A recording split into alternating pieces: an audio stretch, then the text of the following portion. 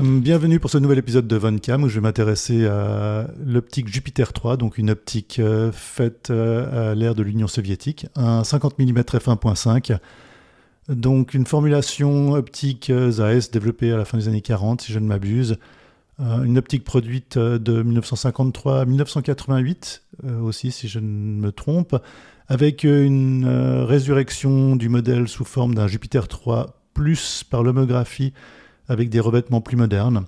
Donc ça, c'est une version originale, plutôt des dernières années, si je ne m'abuse. Je n'ai pas vraiment vérifié, mais voilà. Donc, un objectif au bokeh très doux, connu pour son côté un petit peu tournant aussi du bokeh, mais surtout une grande ouverture et ce diaphragme plutôt rond. Donc voilà, une construction en aluminium, pas de la qualité la plus grande, mais quelque chose d'assez comparable à ce que l'on retrouvait dans ces optiques de l'ex-Union soviétique, avec cet anneau pour l'ouverture très distale et le focus ici, couplé pour des appareils photo à télémètre de type M39, donc avec un adaptateur comme ici pour Leica M. Celui-ci en particulier est relativement mal calibré, donc les photos que j'ai faites, la plupart seront faites en surveillant le focus au travers du capteur, en fait, tout simplement, soit avec un SL2, soit un M240, mais on va aller regarder les clichés pour voir un petit peu ce que ça la donne et en discuter un petit peu plus. Passons aux exemples. Les deux premières photos, donc ça c'est avec un boîtier plein format moderne, Leica SL2, donc 47 mégapixels de définition au capteur et une surface du capteur qui marche assez bien avec ses anciennes optiques. Ces deux premières images, donc ça c'est en Californie, à droite c'est l'aéroport de San Francisco, à gauche c'est un jardin dans la baie de San Francisco. Je trouvais intéressantes ces deux images pour commencer, parce que ça donne, je trouve, une assez belle représentation des situations dans lesquelles j'ai bien aimé utiliser l'objectif. On aura plein d'exemples ensuite. Le premier étant l'image à gauche. Il y a énormément de définitions, il y a des hauts contrastes. Je trouve que la géométrie, ça nous donne un petit peu aussi une idée de la géométrie. On devine le bokeh tournant au fond là, de ce jardin, qui fait partie des caractéristiques vraiment de cette optique. Une optique qui rend un peu à l'ancienne, on va un petit peu rentrer dans l'image après. On voit surtout que cette ouverture à 1.5 permet vraiment de séparer le plan de distance focale de manière assez intéressante pour créer vraiment cette sensation de profondeur, comme on peut le voir aussi avec cet aéroport, avec l'avion au premier plan, l'avion à l'arrière-plan qui est déjà dans le flou, et ces zones nettes près de ces cartes de transport. Ça donne aussi une petite idée sur l'image de droite du vignettage qu'il y a avec cette optique. Mais allons sur l'image principale, donc celle qui est à gauche d'abord. Et à droite, donc là c'est vraiment je rentre vraiment dans le détail du centre de l'image.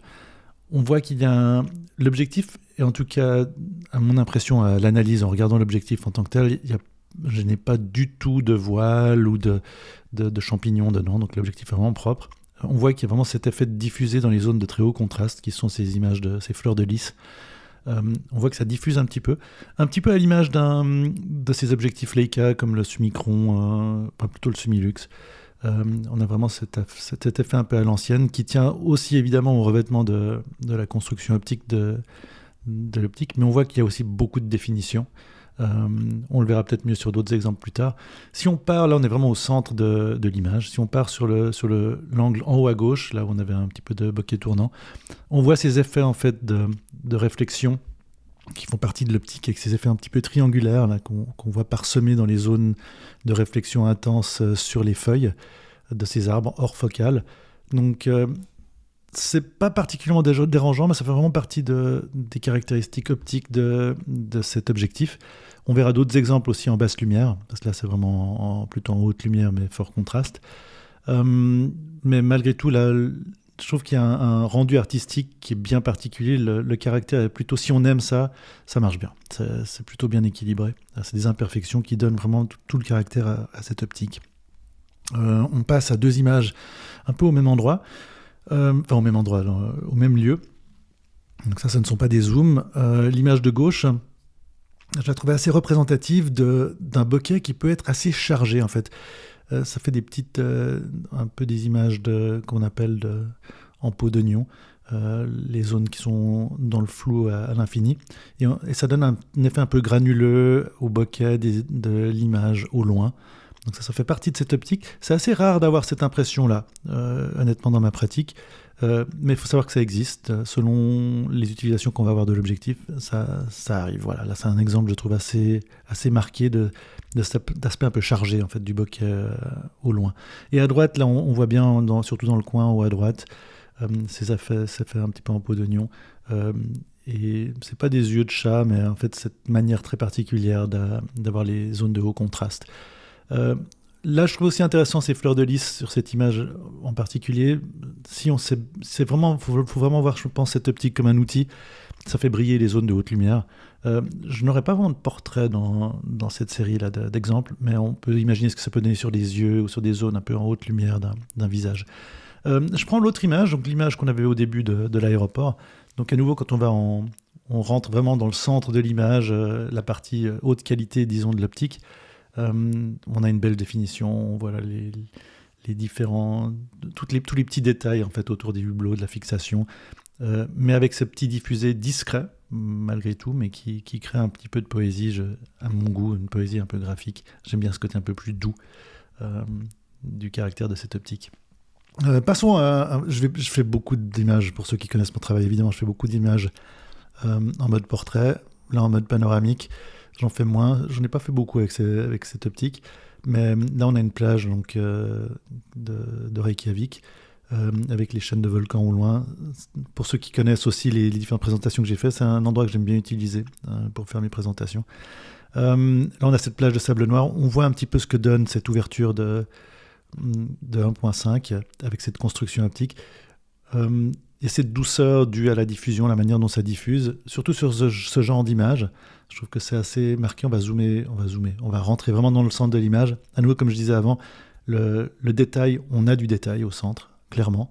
On a ce diffusé qui crée cet aspect un petit peu de flou, mais à nouveau qui, à mon avis, donne du caractère. À nouveau aussi le plan focal, là je focalise à l'infini. On voit que déjà les rochers là qui sont la progression du flou du bokeh et je trouve très très belle. Ça marche bien. Si on va plus en périphérie de l'objectif, donc là on est en mode panoramique, donc on est vraiment à l'extrême de ce que peut distordre cette optique en fait en utilisation habituelle. On devine qu'il y a presque un dédoublement de l'image. Il y a un flou latéral. Ça fait partie du... Donc il ne faut pas vraiment compter sur une netteté homogène sur l'ensemble de la plage exposée, mais je crois que ça donne une bonne idée de ce à quoi s'attendre. Quand on part, là on revient sur deux images, à nouveau là je ne suis pas en zoom du tout, là c'est vraiment les images prises telles quelles, de cette même plage en fait, je crois que c'était le même jour, pas forcément sûr mais ça ne change pas grand chose. Ce rendu, alors le vignettage, discret vignettage, ce bokeh légèrement tournant, on le devine principalement sur l'image de gauche, mais je trouve qu'il y a un équilibre en tout cas dans le rendu que je trouve très beau. Quand on zoome un petit peu, là on revoit à nouveau un petit peu le diffusé, qui peut, comme dans ces cas-là où il y a vraiment un haut contraste, peut potentiellement être gênant parce qu'on a l'impression que c'est un petit peu flou, mais voilà, encore un autre exemple. Deux images là aussi pour donner une idée de ce que l'on peut faire en termes de plans focaux avec ce bokeh un petit peu chargé. On le voit avec l'image de gauche avec cette maison derrière. On a presque l'impression d'un petit dédoublement. Pas forcément gênant, mais c'est pas le côté super doux qu'on peut trouver avec d'autres types d'optiques. Mais voilà, ce caractère est bien là, est bien ancré dans cette optique, comme l'image de droite. Je trouve qu'on voit bien, on va zoomer dedans pour voir un petit peu le détail. Voilà, cette maison. Personnellement, c'est une optique que j'aime beaucoup. Je trouve que ça marche bien. Je sais à quoi m'attendre. Je l'ai utilisé, donc comme tous mes tests, je les teste pendant des années.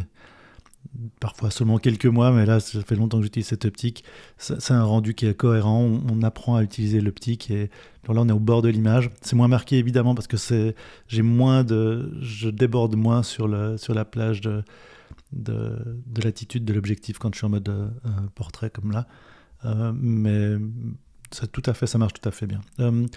Ici, on profite un petit peu l'image de gauche avec les chaussures qui sont très contrastées. On profite un petit peu on le verra plus tard, on profite de ce côté un peu luisant de cette aura autour des zones de haut contraste.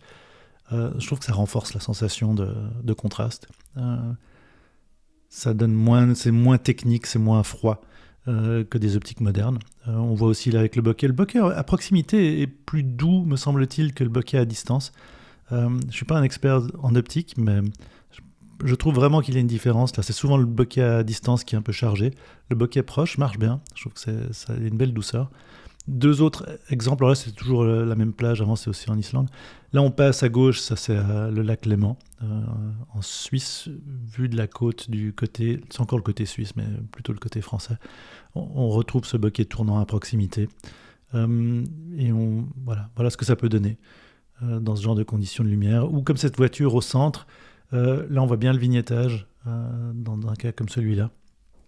Mais toujours avec le SL2, là, on va changer bientôt d'appareil. Mais pour l'instant, on reste avec cet équipement. À nouveau, encore cette douceur, quand on joue un petit peu aussi de la colorimétrie de cette optique, sur ces deux appareils avec lesquels j'ai testé principalement, on a un petit côté bleuté, parfois dans les grilles sur la périphérie, qu'on n'a pas au centre, bleu-vert, que j'aime bien personnellement. Mais une réponse aux couleurs qui est un petit peu spéciale. Et qui donne des images assez douces, en général, même s'il y a la définition au centre. Ou encore ici, donne des images depuis un hublot d'avion, en fait, du Groenland. Malgré la couche optique du hublot, là, le vignettage est dû aussi au hublot, alors soyons clairs, ça ne donne pas un vignettage comme ça normalement, mais là on est quand même à 10 000 mètres d'altitude, donc voilà. Mais on voit que pour ce genre de scène, je trouve que ça marche assez bien. Ça crée une sorte de douceur, ça amplifie pour moi la magnitude de ce que l'on regarde. Deux autres images. Donc là on est sur Reykjavik. Là, on a un plateau de tournage à gauche avec, je trouve intéressant la construction. Pour ceux qui suivent mes autres vidéos, ça fait partie des vidéos sériales. Vous l'avez déjà vu cette image où je faisais une comparaison avec du film. Mais là on voit que donc l'optique résiste assez bien. Ce côté d'aura qu'on va voir dans les images qui viennent, je trouve que ça marche bien en fait. Ça rajoute quelque chose clairement. On voit aussi à droite, là, on voit que là je suis en train de photographier à travers un grillage. Cette ouverture de cet objectif fait que le grillage peut apparaître plus comme un pattern que comme un objet qui est dérangeant. Dans ce cas-là, bon après on n'aime pas cette photo, mais moi, j'aimais bien cette photo justement à cause de ça, ça crée des couches successives. Mais l'aura, si on ne sait pas que c'est là, ça marche assez bien. Et là j'ai deux exemples, les deux images qui sont là, où je vais montrer ce que j'entendais par cette aura. On va le voir aussi dans d'autres images. Mais dans les zones de très haut contraste, dans les scènes de plutôt basse lumière, on va avoir ces sortes de nuages lumineux autour des sources lumineuses. Là, c'est un peu extrême, je trouve que ça donne pas vraiment comme ça devrait. Je n'ai pas de buée sur l'objectif, c'est vraiment comme ça. Je trouvais que ça exemplifiait bien ce que j'entends par cette aura qui est créée par cette composition optique et ces revêtements sur cette optique. Voilà, encore deux autres paysages. Tranquillement, j'espère que ça vous donne aussi un petit peu une idée de la personnalité de cette optique et pourquoi l'image est comme elle est. Et par exemple, l'aura, là on le voit sur le muret, on voit qu'il y a un peu de bleu du lac. Ça adoucit. Passons aux caractéristiques aussi, aux problématiques. On a vu un petit peu l'effet dans les hauts contrastes sur la périphérie, il y a un petit peu un bokeh tournant, ces images un peu, pas aux yeux de chat, mais une sorte de truc bizarre. Alors là, on voit la distorsion optique quand on a une source lumineuse vraiment en face. Où là, à droite, j'ai carrément brûlé l'information sur le capteur. Je suis complètement sur exposition là où il y a le soleil. Mais on voit d'ailleurs les différents éléments optiques qui se reflètent avec ces flares. Un peu moins marqués à gauche qu'à droite, mais il faut s'y attendre. Mais on peut s'amuser avec. Voilà, encore ici, on voit ces éléments lumineux. Donc à gauche, on a cet élément un peu bizarre en forme de spore, je ne sais pas comment appeler ça, orange et rouge. Et à droite, alors on peut avoir des voiles. Alors ça, c'est vraiment super gênant. Là, pour le coup, je trouve ça gênant. Il vous faut un pare-soleil. Quand le rayon vient vraiment en latéral, il y a certains angles où on a vraiment cet arc-en-ciel rond qui apparaît. Comme on le voit ici, il y a vraiment une diffusée absolument extrêmement marquée sur l'image, typique de cette optique. Voilà, d'ailleurs, deux images donnent cet exemple en situation de basse lumière, donc concert au contraste. Il suffit de se décaler très légèrement et on passe de ce rond qui apparaît tranquillement en rouge, bleu ou en fonction de la scène que l'on voit à quelque chose d'extrêmement marqué, mais qui peut servir graphiquement si vous aimez ça. Voilà, il y a une progression tranquillement à ce cercle qui est assez fine, mais qu'on peut contrôler. Voilà, encore deux. Alors là, les deux images qu'on avait vues avant, j'ai les deux concerts, c'est avec un M240, donc un capteur un peu plus ancien. En basse lumière, le 1.5 sert beaucoup pour ne pas devoir aller dans des vitesses d'exposition trop lentes ou pousser trop les ISO. Mais avec le Leica M240, j'aime bien son grain, c'est portable en concert, c'est un appareil à télémètre. Mais voilà ce que ça donne. À savoir, comme ces optiques à télémètre, celle-là, elle était plutôt pas mal calibrée, mais à 1.5 d'ouverture, souvent la calibration du télémètre n'est pas terrible. Donc attention, si vous n'avez pas une manière de vérifier en direct le rendu sur le capteur, ça peut poser problème pour faire le focus exactement sur la zone d'intérêt. Voilà, ça c'est des concerts qui avaient lieu au festival Iceland Airwaves du début du mois. Voilà, on zoome au centre de l'image de droite, où on voit ce que je disais avant. Là, on a vraiment une très belle résolution avec ce léger diffusé autour des hauts contrastes qui vraiment donne du caractère à l'ensemble de l'image, qui ne la fait pas trop chirurgicale, comme on peut le voir souvent avec des optiques modernes, donc vraiment un caractère spécial. Et bon, on a un petit peu de flair, on devine un petit peu les effets lumineux, maintenant qu'on a vu les capacités de cet objectif, j'espère. Mais on peut faire des choses un peu plus traditionnelles, comme ces deux images-là, toujours pendant ce festival, et obtenir des images tout à fait correctes. Si on ferme un peu le diaphragme, on améliore évidemment les caractéristiques, mais là, toute la revue, je l'ai faite à pleine ouverture. Donc voilà, j'espère que ça vous donne quelques idées sur ce Jupiter 3, si ça peut vous pousser à en chercher un ou pas. Et voilà, n'hésitez pas à poster vos questions, commentaires, suggestions. Et à bientôt!